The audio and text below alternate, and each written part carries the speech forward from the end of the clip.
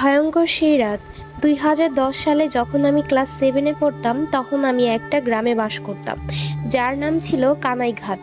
আমার ছোটবেলা থেকেই ইচ্ছা ছিল ইংলিশ মিডিয়াম স্কুলে পড়ার, যা গ্রামে ছিল না।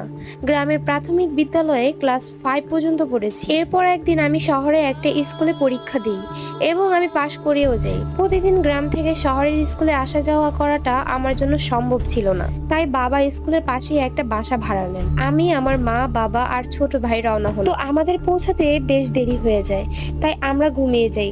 পুরাতন বাসা ছিল, দেখতেও বেশ ভয়ানক হলেও আমার কাছে বেশি একটা ভয় লাগেনি। তো যাই হোক, বেশ কয়েকদিন ভালোই কাটলো আমাদের।